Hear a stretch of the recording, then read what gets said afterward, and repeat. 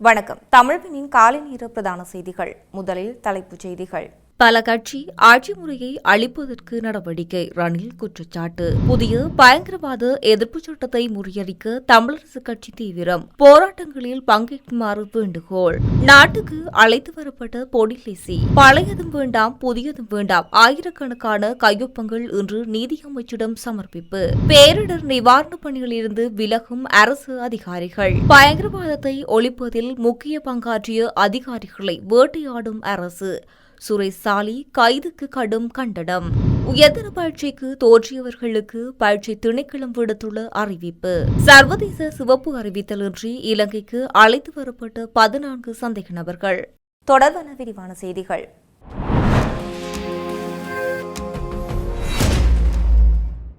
பல கட்சி ஆட்சி முறையை இலங்கையிலிருந்து அழிப்பதற்கு நடவடிக்கைகள் எடுக்கப்பட்டுள்ளது என்று ஐக்கிய தேசிய கட்சியின் தலைவரும் முன்னாள் ஜனாதிபதியுமான ரணில் விக்ரமசிங்க குற்றம் சாட்டியுள்ளார். தேசிய மக்கள் சக்தி அரசின் செயற்பாடுகள் தொடர்பில் எதிர்க்கட்சிகள் இணைந்து நேற்று முன்தினம் கூட்டு கலந்துரையாடல் நடத்தியிருந்தார்கள். இதன்போது பல கட்சி ஆட்சி முறைக்கு இலங்கையில் ஆபத்து ஏற்பட்டுள்ளது, ஜனநாயகத்தை நிலைநிறுத்த கடுமையாக போராட வேண்டும் என்று ரணில் குறிப்பிட்டுள்ளார். அவர் மேலும் தெரிவிக்கும் போது, நாட்டின் ஜனநாயகத்துக்கு தத்துவங்களுக்கும் ஒவ்வொரு நாளும் அச்சுறுத்தல் ஏற்படுகின்றது. வரலாற்றில் இதுவரை இல்லாத வகையில் மகா சங்கத்தினர் அவமதிக்கப்படுகின்றார்கள். போலியான குற்றச்சாட்டுகள் மூலம் எதிர்க்கட்சிகளை அடக்கி ஒடுக்கும் செயற்பாடுகளும் இடம்பெறுகின்றது. இத்தகைய செயல்முறைகளை நாம் தீவிரமாக எதிர்க்க வேண்டும். நாட்டின் உறுதியாண்மையை பாதுகாக்கவும் தேசிய பாதுகாப்பை மேம்படுத்தவும் எதிர்க்கட்சிகள் மேற்கொள்ளும் அனைத்து நடவடிக்கைகளையும் ஐக்கிய தேசிய கட்சி ஆதரிக்கும் என்று அவர் தெரிவித்துள்ளார். நடைமுறையில் உள்ள பயங்கரவாத தடை சட்டத்தை உடனடியாக நீக்க வேண்டும் எனவும் அதற்கு மாற்றீடாக கொண்டுவரப்பட்டுள்ள புதிய சட்டமூலத்தை எதிர்க்க வேண்டும் எனவும் இலங்கை தமிழரசுக் கட்சியின் பொதுச் செயலாளர் எம்.ஏ. சுமந்திரன் வலியுறுத்தியுள்ளார். இச்சட்டங்களுக்கு எதிராக முன்னெடுக்கப்படும் அனைத்து போராட்டங்களிலும் தமிழரசுக் கட்சியின் உறுப்பினர்களும் ஆதரவாளர்களும் மிகுந்த முனைப்புடன் கலந்து கொள்ள வேண்டும் எனவும் அவர் விடுத்துள்ள விசேட அறிக்கையில் கேட்டுக் கொண்டுள்ளார். இந்த அறிக்கையில் மேலும் கூறப்பட்டுள்ளதாவது, பயங்கரவாத தடை சட்டத்தை முழுமையாக நீக்க வேண்டும் என்பதே எமது நீண்டகால கோரிக்கையாகும். இதனை வலியுறுத்தி கையாளும் போராட்டங்கள் உட்பட நாளாவிய ரீதியில் பல்வேறு போராட்டங்களை நாம் நீண்டகாலமாக முன்னெடுத்து வந்துள்ளோம். இந்த நிலையில் தற்போதுள்ள சட்டத்துக்கு மாற்றூடாக அரசை பயங்கரவாதத்திலிருந்து பாதுகாக்கும் சட்டமூலம் என்ற பெயரில் புதிய சட்டம் ஒன்றை இயக்குவதற்கு எடுக்கப்படும் முயற்சிகளை நாம் வன்மையாக எதிர்க்கின்றோம். இந்த புதிய சட்டமூலம் எக்காரணம் கொண்டும் நிறைவேற்றப்படக்கூடாது என்பதில் நாம் உறுதியாக இருக்கின்றோம். எனவே இந்த சட்டங்களுக்கு எதிராக முன்னெடுக்கப்படும் அனைத்து போராட்டங்களிலும் எமது கட்சி உறுப்பினர்கள் மற்றும் ஆதரவாளர்கள் அனைவரும் மிகுந்த முனைப்புடன் பங்கேற்குமாறு கேட்டுக்கொள்கின்றோம் என அவர் தெரிவித்துள்ளார். கைது செய்யப்பட்ட பாரிய போதைப்பொருள் கடத்தக்காரரும் பல கொலை சம்பவங்கள் தொடர்பில் காவல்துறையினரால் தேடப்பட்டு வந்தவருமான பொடிலிசி என்ற ஜெனீத் மதுசங்க நாட்டுக்கு அழைத்து வரப்பட்டுள்ளார். இந்தியா மும்பையிலிருந்து அதிகாலை 5:56 மணிக்கு நாட்டுக்கு அழைத்து வரப்பட்டுள்ளார். ஸ்ரீலங்கா விமான சேவைக்கு சொந்தமான UL 142 என்ற விமானத்தில் அவர் கட்டுநாயக்க விமான நிலையத்தின் ஊடாக நாட்டுக்கு அழைத்து வரப்பட்டதாக தெரிவிக்கப்படுகின்றது. நீதிமன்றத்தில் பிணை வழங்கப்பட்டதன் பின்னர் தலைமறைவாகியிருந்த பாரியளவான போதைப்பொருள் கடத்தக்காரரும் ஒழுங்கமைக்கப்பட்ட குற்றவாளியுமான பெடிலிசி என்பவர் 2024ஆம் ஆண்டு பிணையில் விடுவிக்கப்பட்டதும் இந்தியாவுக்கு தப்பி சென்றுள்ளார். பிணை வழங்கப்பட்டதை அடுத்து அவர் சட்டத்திரணி ஒருவரின் காரிலேயே நீதிமன்ற வளாகத்தை விட்டு வெளியேறியும் இருக்கின்றார். இதனையடுத்து அவர் 2025ஆம் ஆண்டு ஜனவரி மாதம் இந்தியாவின் மும்பையில் வைத்து கைது செய்யப்பட்டுள்ளார். நேற்று முன்தினம் குற்றப்புலனாய்வு திணைக்களத்தின் 2 அதிகாரிகள் இந்தியாவுக்கு சென்றதுடன் அவர் இன்று அதிகாலை நாட்டுக்கு அழைத்து வரப்பட்டதாக தெரிவிக்கப்படுகின்றது. தற்போது நடைமுறையில் உள்ள பயங்கரவாத தடை சட்டத்தையோ அல்லது அரசை பாதுகாக்கும் வகையில் உருவாக்கப்பட்டுள்ள புதிய பயங்கரவாத எதிர்ப்பு சட்டத்தையோ ஏற்றுக்கொள்ள முடியாது என வலியுறுத்தி வடக்கு கிழக்கு மாகாணங்களில் திரட்டப்பட்டுள்ள ஆயிரக்கணக்கான கையொப்பங்கள் இன்று நீதியமைச்சிடம் சமர்ப்பிக்கப்பட உள்ளது. வடக்கு கிழக்கு தமிழ் மக்கள் அமைப்பால் முன்னெடுக்கப்பட்ட இந்த மாபெரும் கையெழுத்து போராட்டத்தில் ஆவணங்கள் கையளிக்கும் நிகழ்வு நேற்று யாழ்ப்பாணம் நல்லூரில் உள்ள அவை அமைப்பின் சேகரிப்பு மத்திய நிலையத்தில் நடைபெற்றுள்ளது. நல்லூர் சிவகுரு ஆதினம் வேலன் சுவாமி தலைமையில் நடைபெற்ற இந்த ஊடக சந்திப்பில் பிராந்திய சேகரிப்பாளரிடமிருந்து புறப்பட்ட கையெழுத்து பட்டியல்கள் உத்தியோகபூர்வமாக ஒப்படைக்கப்பட்டுள்ளது. கடந்த பிப்ரவரி 14 முதல் 25 வரையான காலப்பகுதியில் மட்டக்களப்பு, அம்பாறை, திருகோணமலை, யாழ்ப்பாணம், கிளிநொச்சி, முல்லைத்தீவு மற்றும் மன்னார் ஆகிய மாவட்டங்களில் பொது அமைப்புகள் மற்றும் நிறுவனங்களின் ஒத்துழைப்புடன் இந்த கையெழுத்துக்கள் சேகரிக்கப்பட்டுள்ளது.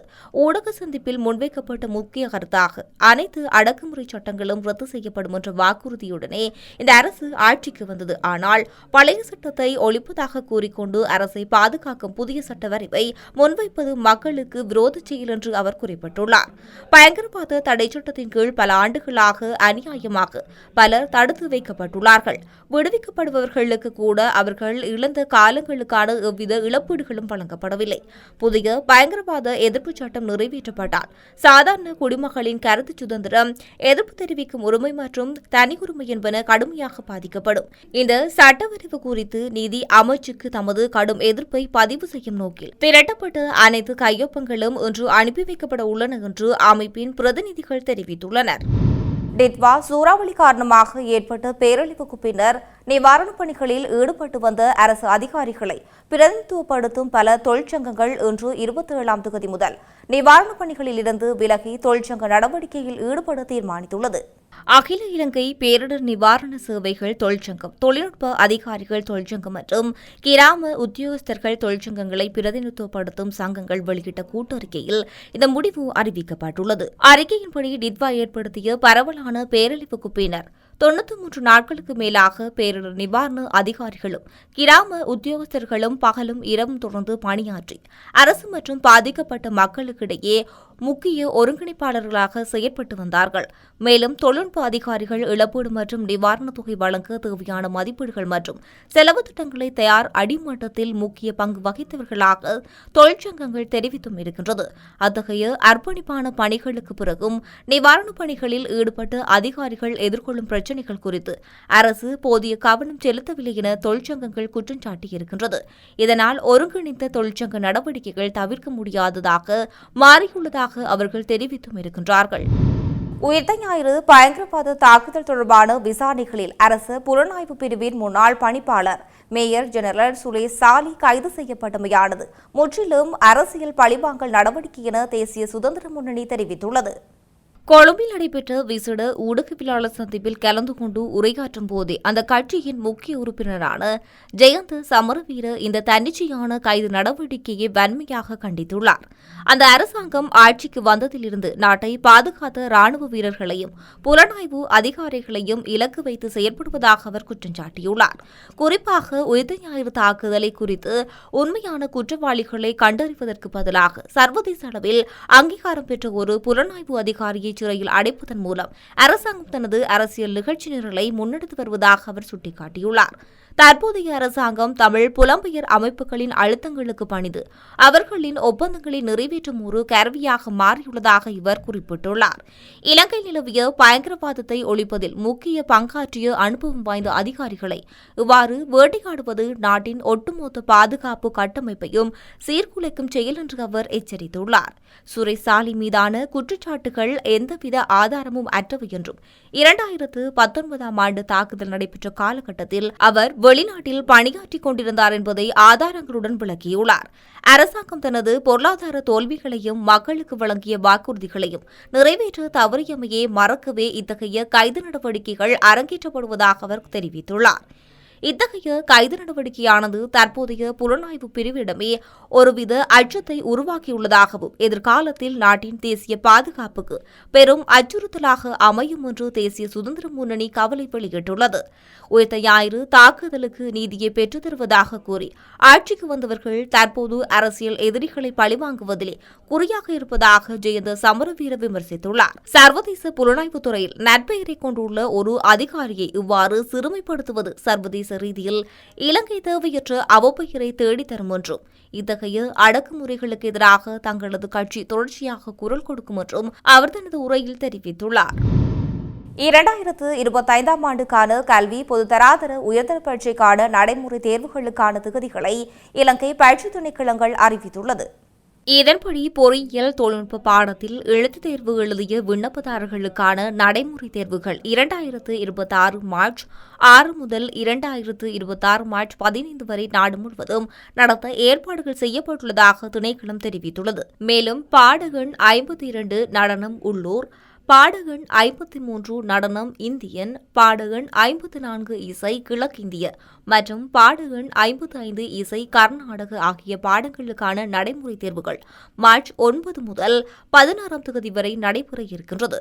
மேலும் பாடகன் 56 இசை மேற்கு தேயம், பாடகன் 57 நாடக மற்றும் நிகழ்த்து கலைகள் சிங்களம், பாடகன் 58 நாடக மற்றும் நிகழ்த்து கலைகள் தமிழ் மற்றும் பாடகன் 59 நாடக மற்றும் நிகழ்த்து கலைகள் ஆங்கிலம் ஆகிய பாடங்களுக்கான நடைமுறை தேர்வுகள் மார்ச் 9 முதல் 16ஆம் தேதி வரை நடத்தப்பட தீர்மானித்துள்ளனர். பாடசாலை விண்ணப்பதாரர்களுக்கு அனுமதி அட்டைகள் சம்பந்தப்பட்ட பள்ளிகளின் முதல்வர்களுக்கு அனுப்பப்பட்டுள்ளது. அதே நேரத்தில் தனியார் விண்ணப்பதாரர்களுக்கு அனுமதி அட்டைகள் விண்ணப்பத்தில் குறிப்பிடப்பட்டுள்ள முகவரிக்கு தபால் மூலம் அனுப்பப்பட்டுள்ளதாக கூறப்பட்டும் இருக்கின்றது. சர்வதேச சிவப்பு அறிவித்தல்களின்றி இதுவரை 14 சந்தேக நபர்கள் நாட்டுக்கு அழைத்து வரப்பட்டுள்ளதாக போலீஸ் ஊடக பேச்சாளர் உதவி போலீஸ் அத்தியட்சகர் எஃப். வுட்லர் தெரிவித்துள்ளார். பொடிலிசி என்ற ஜனித மதுசங்கடி சில்வாவை நாட்டுக்கு அழைத்து வந்தமை தொடர்பில் கருத்து வெளியிடும் போதே அவர் இந்த விடயத்தினை தெரிவித்துள்ளார். அவர் மேலும் குறிப்பிடும் போது 2024ஆம் ஆண்டு முதல் இதுவரையான காலப்பகுதியில் சர்வதேச சிவப்பு அறிவித்தல் பிறப்பிக்கப்பட்டிருந்த 29 சந்தேக நபர்களை நாட்டுக்கு அழைத்து வர முடிந்துள்ளது. ஒழுங்கமைக்கப்பட்ட குற்றவாளிகளுக்காக இதுவரை 89 சிவப்பு அறிவித்தல்கள் பெறப்பட்டுள்ளது. 2026ஆம் ஆண்டில் இவ்வாறான சந்தேக நபர்களை நாட்டுக்கு அழைத்து வருவதற்கு அதிகபட்ச முயற்சிகள் எடுக்கப்படும். தற்போதுள்ள அரச பொறிமுறையினூடாக 2024, 2025 மற்றும் 2026ஆம் ஆண்டுகளில் சிவப்பு அறிவித்தல் பிறப்பிக்கப்பட்ட 29 சந்தேக நபர்களை நாட்டுக்கு அழைத்து வர முடிந்துள்ளது. அதேபோன்று சர்வதேச போலீஸ் சிவப்பு அறிவித்தலின்றி இன்று அழைத்து வரப்பட்ட சந்தேக நபருடன் மொத்தம் 14 பேரை நாட்டுக்கு கொண்டுவர முடிந்துள்ளதாக கூறப்படுகின்றது. சர்வதேச போலீஸ் சிவப்பு அறிவித்தல் இல்லாத நிலையில் அந்த நாடுகளில் குடிவரவு, குடியகழ்வு மற்றும் நாடு கடத்தல் தொடர்பில் போலீஸ் மா அதிபரை நேரடி தலையீடு மற்றும் அந்த நாடுகள் அவர் மீது கொண்டுள்ள நம்பிக்கையின் அடிப்படையில் இந்த சந்தேக நபர்களை அழைத்து வர முடிந்ததாக அவர் தெரிவித்துள்ளார். மேலும் ஒழுங்கமைக்கப்பட்ட குற்றவாளிகளுக்காக 89 சிவப்பு அறிவித்தல்கள் பெறப்பட்டும் இருக்கின்றது. 2026ஆம் ஆண்டில் இந்த சந்தேக நபர்கள் நாட்டுக்கு அழைத்து வருவதற்கு அதிகபட்ச முயற்சிகள் எடுக்கப்பட்டு வருவதாக அவர் தெரிவித்துள்ளார். செய்தி நிர்வாகம் மீண்டும் தலைப்புச் செய்திகள். பல கட்சி ஆட்சி முறையை அளிப்பதற்கு நடவடிக்கை, ரணில் குற்றச்சாட்டு. புதிய பயங்கரவாத எதிர்ப்பு சட்டத்தை முறியடிக்க தமிழரசு கட்சி தீவிரம், போராட்டங்களில் பங்கேற்குமாறு வேண்டுகோள். நாட்டுக்கு அழைத்து வரப்பட்ட பொடிலிசி, பழையதும் வேண்டாம் புதியதும் வேண்டாம், ஆயிரக்கணக்கான கையொப்பங்கள் இன்று நீதியமைச்சிடம் சமர்ப்பிப்பு. பேரிடர் நிவாரணப் பணிகளிலிருந்து விலகும் அரசு அதிகாரிகள். பயங்கரவாதத்தை ஒழிப்பதில் முக்கிய பங்காற்றிய அதிகாரிகளை வேட்டையாடும் அரசு. சுரேஷ் சாலி கைதுக்கு கடும் கண்டனம். உயர்தர பரீட்சைக்கு தோற்றியவர்களுக்கு பரீட்சை திணைக்களம் விடுத்துள்ள அறிவிப்பு. சர்வதேச சிவப்பு அறிவித்தலின்றி இலங்கைக்கு அழைத்து வரப்பட்ட 14 சந்தேக நபர்கள். இத்துடன் தமிழ்வினின் காலை நேர பிரதான செய்திகள் நிறைவடைகின்றன. செய்திகளை உடனுக்குடன் அறிந்து கொள்ள தமிழ்வின் என்ற எமது யூடியூப் பக்கத்தினூடாக இணைந்திருங்கள். வணக்கம்.